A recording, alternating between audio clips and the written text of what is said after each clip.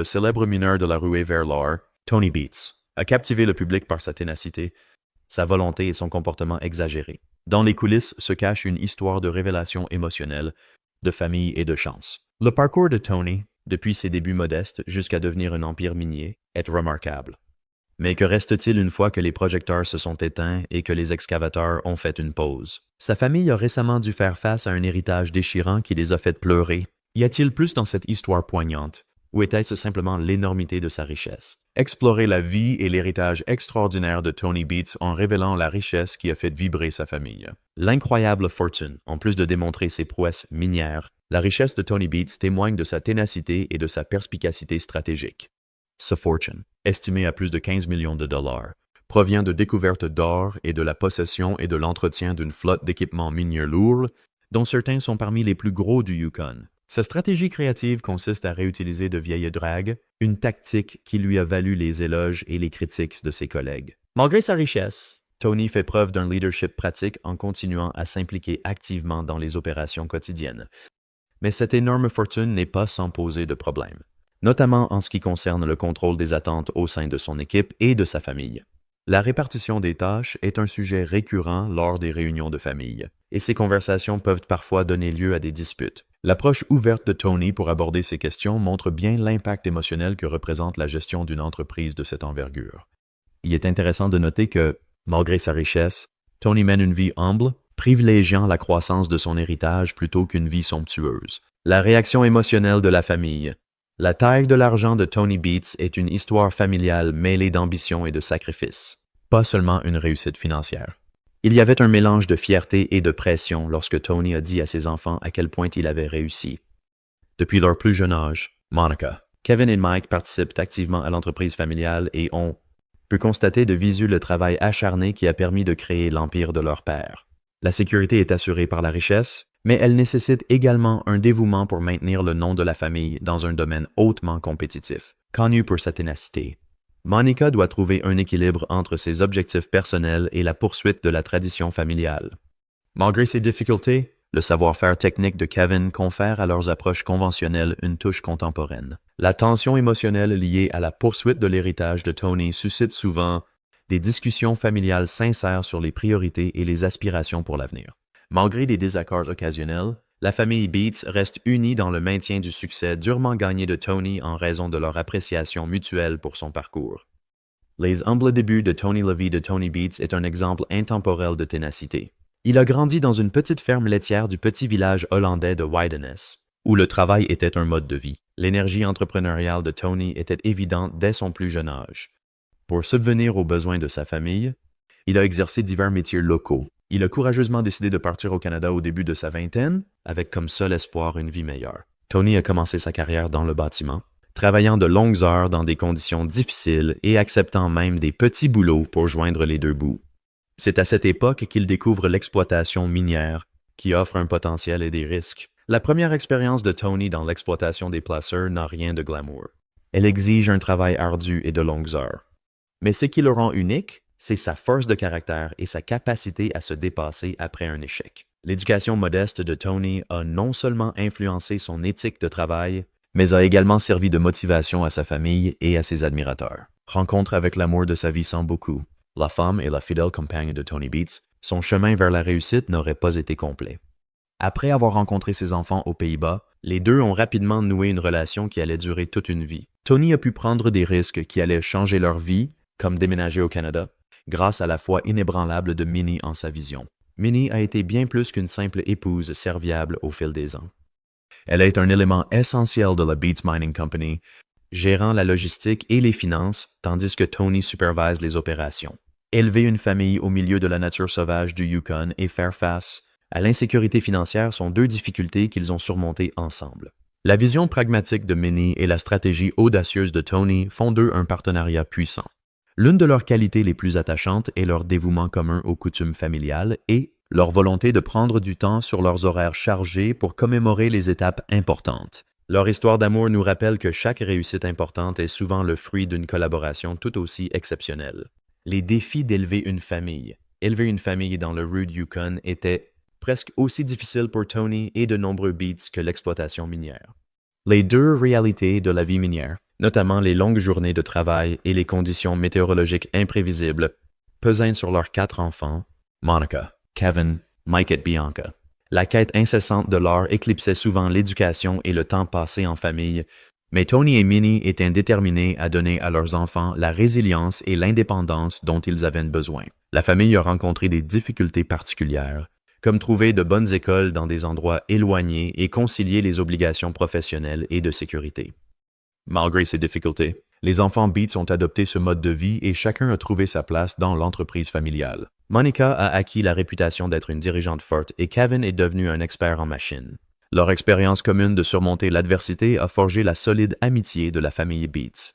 La base des relations familiales de Tony et Minnie est toujours leur style parental honnête et coopératif. L'ascension de Tony dans l'exploitation aurifère, l'ascension de Tony Beats dans l'industrie de l'exploitation aurifère est une histoire de persévérance et de courage. Tony a commencé comme opérateur de machines avec peu de financement, acquérant une expérience pratique et comprenant les subtilités de l'exploitation des placeurs. Les débuts de Tony dans le monde des affaires se caractérisaient par des horaires exténuants et de faibles revenus, mais il se distinguait par son sens aigu du risque. Il s'est immédiatement forgé une réputation de transformateur de concessions inactives en sites lucratifs. La volonté de Tony d'investir dans des machines de pointe, notamment d'énormes drags, a transformé son entreprise et lui a valu le surnom de Viking. La capacité de Tony à inspirer la dévotion et à encadrer son personnel a également contribué à son succès. Il est réputé pour son approche managériale directe et attend souvent le maximum des personnes qui l'entourent.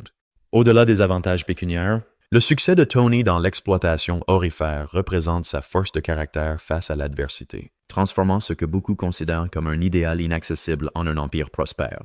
La célébrité de la ruée vers l'or, la présence de Tony Beats dans la série Gold Rush, où son attitude pragmatique et sa personnalité hors du commun ont enthousiasmé le public du monde entier, a fait grimper sa célébrité en flèche. Tony, qui est apparu pour la première fois dans la série lors de sa 2e saison, s'est immédiatement fait un nom grâce à son langage coloré, ses points de vue objectifs et sa détermination inébranlable.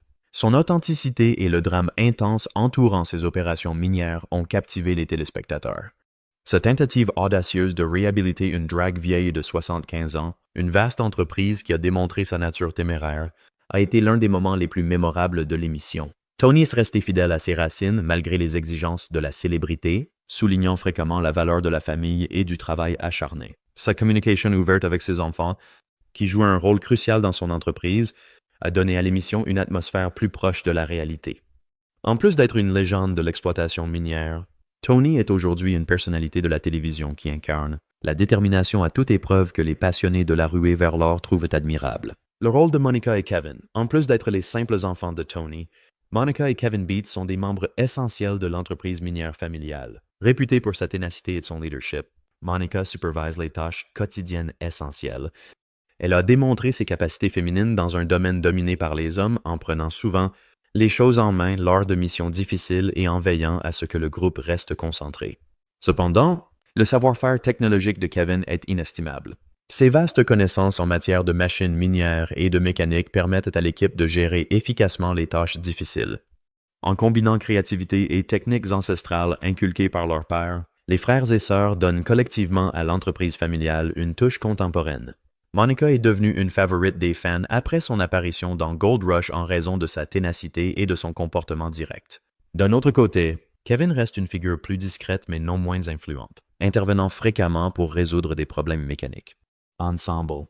Leurs efforts garantissent que l'héritage de Beats soit maintenu et s'adapte aux besoins d'une entreprise en constante évolution. La controverse environnementale. L'entreprise minière de Tony Beats a suscité une certaine controverse, notamment sur les questions environnementales.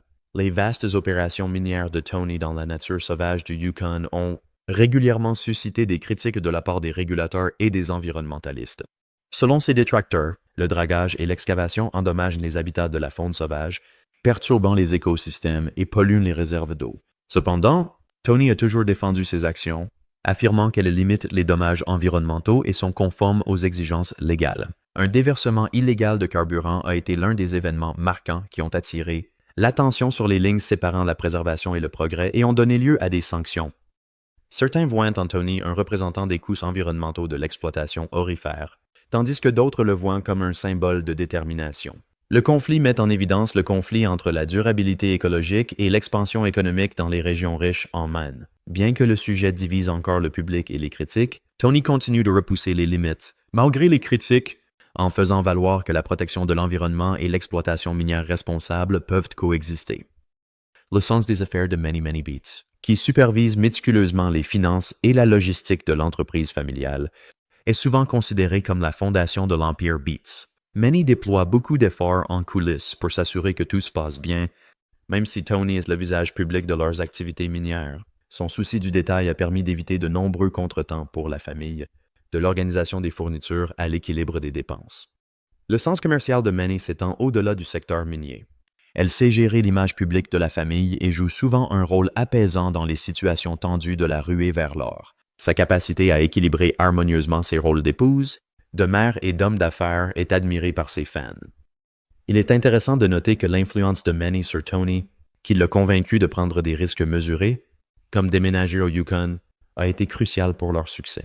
Elle est un membre essentiel de la dynastie Beats en raison de sa capacité à résoudre les problèmes et de son dévouement inébranlable envers Tony. Une famille fondée sur le sacrifice, le succès de la famille Beats prouve la valeur de la ténacité et de l'altruisme. Le milieu minier difficile du Yukon signifiait de longues heures de travail, un épuisement physique et peu de temps pour la vie de famille. Tony et Many se battaient constamment pour trouver un équilibre entre leur vie personnelle et professionnelle. Many devait s'occuper de la maison et de l'entreprise tandis que Tony était souvent absent pendant des semaines. Malgré tout, ils ont pu compter sur une base familiale solide tout au long de cette période. Les 4 frères et sœurs Beats sont aujourd'hui des adultes compétents, ce qui prouve que les efforts de Many pour inculquer à leurs enfants les principes de persévérance et de travail acharné ont porté leurs fruits. Ces sacrifices ont également cultivé une profonde appréciation des bénéfices de leurs efforts, tels que l'héritage partagé et la stabilité financière. Il est intéressant de noter que la famille évoque souvent ces difficultés en privé, admettant qu'ils se sont rapprochés grâce à leur lutte. Leur histoire est un puissant rappel que la persévérance et le travail d'équipe sont souvent nécessaires pour réussir. Le plus gros pari de Tony, même si Tony Beats est habitué à porter des jugements importants, l'achat d'une énorme drague pour des millions de dollars est l'un de ses choix les plus risqués. Vestige de l'histoire minière du Yukon, la drague avait besoin d'une restauration importante et présentait des difficultés logistiques lors de son installation et de son transport. Beaucoup se demandaient si un projet d'une telle envergure pouvait réussir, mais Tony a persisté parce qu'il croyait en ses possibilités. Les obstacles réglementaires et les dysfonctionnements mécaniques faisaient partie des problèmes du projet, mais la persévérance de Tony a porté ses fruits puisque la drague a révolutionné ses opérations minières et a considérablement augmenté la quantité d'or produite. L'ampleur du projet a enthousiasmé les fans de Gold Rush, renforçant la réputation de Tony en tant que visionnaire et preneur de risques. Ce risque a encouragé d'autres professionnels à réexaminer les méthodes traditionnelles en utilisant les avancées contemporaines. Pour Tony, le succès de la drague était plus qu'un simple gain financier, il confirmait sa stratégie minière audacieuse et non conventionnelle. La tragédie qui a tout changé, lorsque la petite fille de Tony et Minnie, Jasmine, est décédée en 1992, la famille Beats a vécu un chagrin insondable. La catastrophe a profondément affecté la famille, renforçant leurs liens et les rapprochant. Cette perte a motivé Tony, qui a travaillé plus dur pour subvenir aux besoins de ses enfants survivants, connu pour sa résilience. Minnie a maintenu la famille unie pendant cette période terrible tout en soulignant la valeur de savourer chaque instant. L'expérience a également changé la perspective des Beats sur leur vie personnelle et professionnelle, leur donnant un respect plus profond pour les relations qui les ont fait avancer. Il est intéressant de noter que les fans de Gold Rush soulignent fréquemment la profondeur émotionnelle non dite de la dynamique familiale des Beats, preuve de leur force issue de ce chapitre tragique. La famille est toujours guidée par le souvenir de Jasmine, qui lui rappelle l'importance de rester unis, d'être persévérant et de mener une vie pleine de sens. Le mentorat dans l'exploitation minière, Tony Beats a toujours pensé qu'il était essentiel de partager ce qu'il savait pour préserver les méthodes d'exploitation minière traditionnelles. Il a encadré de nombreux jeunes mineurs qui ont bâti leur propre vie prospère. Bien que son style de vie dur, caractérisé par des normes élevées et des critiques franches, puisse paraître effrayant, il découle d'un désir sincère d'aider les autres à se préparer aux dures réalités de l'exploitation minière. Tony a été un mentor direct pour ses enfants, en particulier Monica et Kevin, qui ont appris les aspects techniques et de leadership du métier sous sa supervision attentive. Il est intéressant de noter que Tony a également motivé ses coéquipiers et ses rivaux pendant la ruée vers l'or intervenant fréquemment pour les guider dans des situations cruciales. Ses supporters apprécient sa volonté de transmettre ses connaissances tout en conservant un avantage concurrentiel certain. Pour Tony, le mentorat ne se résume pas à transmettre des connaissances, il implique également de maintenir les traditions d'un domaine qui a influencé sa vie et soutenu sa famille. La relation de Tony avec Parker Schnabel. La relation entre Parker Schnabel et Tony Beets dans Gold Rush est un mélange intrigant d'amitié et d'antagonisme. Tony, propriétaire foncier et mentor de Parker, a joué un rôle déterminant dans la formation de sa carrière dans le secteur minier. Cependant, leurs interactions sont souvent marquées par des disputes animées sur les tactiques d'exploitation minière, l'équipement et les baux fonciers. Malgré leurs différences, les deux hommes s'apprécient profondément car ils reconnaissent leur engagement et leur expérience. La tentative audacieuse de Parker d'exploiter le terrain loué par Tony est un exemple significatif de leur relation qui a à la fois provoqué des frictions et démontré la volonté de Parker de réussir. Il est intéressant de noter que Parker reconnaît l'impact de Tony sur sa carrière et que Tony complimente fréquemment l'éthique stricte de Parker, bien que de manière brutale. Le point culminant de la série est leur relation qui offre aux téléspectateurs du drame et des leçons de résilience et de compromis. Pour Tony, coacher Parker, c'est autant développer la prochaine génération de talents miniers que la compétitivité. L'impulsion de Kevin pour la modernisation, Kevin Beets mène la charge pour moderniser les opérations minières de la famille en fusionnant des méthodes à l'ancienne avec une technologie de pointe. Kevin a promu l'utilisation d'équipements de pointe et de stratégies basées sur les données pour augmenter la productivité et l'efficacité, car il comprend les lacunes des approches traditionnelles. Les contributions de Kevin, qui vont de l'introduction de machines de pointe à la mise en place de procédures de maintenance améliorées, ont non seulement augmenté la production, mais aussi réduit les temps d'arrêt. Sa vision progressiste reflète sa conviction que le succès à long terme passe par l'innovation. Il est intéressant de noter que Kevin a étudié l'utilisation de sources d'énergie renouvelables pour gérer les opérations minières, démontrant ainsi son engagement en faveur du développement durable. Les fans de Gold Rush ont vu Kevin gérer des projets de grande envergure et réparer des machines complexes, prouvant qu'il ne se contente pas de perpétuer l'héritage de son père, mais qu'il établit le sien. Kevin veille à ce que l'héritage de Beets perdure dans un domaine en constante évolution en intégrant des technologies et des procédures contemporaines. Ce vision, qui équilibre l'histoire et le progrès, représente une nouvelle ère pour l'entreprise familiale. Les qualités de leadership de Monica. Dans un domaine où les femmes rencontrent souvent des obstacles importants, Monica Beets s'est imposée comme une pionnière. Étant la Benjamin de la famille Beets, elle est devenue une leader née et a gagné l'admiration de son équipe grâce à sa persévérance et à sa diligence. L'un des aspects notables du travail de Monica sur Gold Rush a été sa capacité à diriger des équipes et à assumer des rôles de leadership sous la contrainte. Son style de leadership particulier, qui allie la réflexion stratégique de sa mère Minnie à l'audace de son père Tony, lui permet de se démarquer. L'ascension de Monica n'a pas été sans défi. Elle a dû s'imposer dans un secteur dominé par les hommes, mais elle l'a fait avec assurance et persévérance. En dehors des mines, Monica est une militante pour la santé mentale qui évoque souvent les difficultés à jongler avec les effets psychologiques et physiques de l'exploitation minière. Son récit motive les jeunes femmes qui veulent briser les barrières dans des domaines non traditionnels, démontrant que la passion et la persévérance peuvent leur permettre de surmonter n'importe quel défi. Le Yukon, terre d'opportunité. Le Yukon est un personnage de l'histoire de Tony Beets, pas seulement le décor de son entreprise minière. Le Yukon est un endroit qui offre de grandes possibilités et des difficultés incessantes en raison de ses richesses en or inexploitées, de son climat rigoureux et de son terrain accidenté. Le risque pris par Tony en déménageant sa famille dans cette région isolée s'est avéré payant, lui permettant d'amasser une fortune. La résilience et l'éthique de travail de Tony ont été façonnées par des circonstances difficiles qui l'ont forcé à s'adapter et à développer de nouvelles idées face aux défis. Les activités de Tony s'inscrivent dans la continuité de la riche histoire des ruées vers l'or au Yukon à l'époque du Klondike. Au-delà de l'exploitation minière, les relations entre les membres de la famille Beets ont été affectées par l'isolement de la région, qui a créé un fort sentiment de dépendance mutuelle. Chaque once d'or gagnée est ressentie comme une victoire durement gagnée par les téléspectateurs de Gold Rush en raison des paysages époustouflants et de l'environnement hostile du Yukon, qui rappellent les enjeux.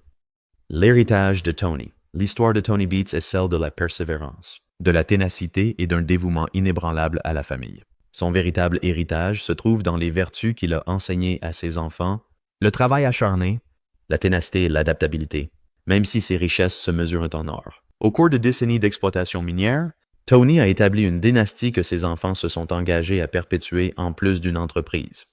La nouvelle génération est prête à affronter les difficultés de l'industrie grâce à son mentorat pratique et à sa volonté de transmettre son expérience durement acquise. La capacité de Tony à trouver un équilibre entre ambition et loyauté familiale, soulignant fréquemment le besoin d'unité, est admirée par les fans. Il est intéressant de noter que les réalisations de Tony ont motivé de nombreux téléspectateurs à poursuivre leurs objectifs malgré tous les obstacles. L'influence de Tony Beats continue d'être le fondement du succès de l'Empire Beats à mesure qu'il s'étend.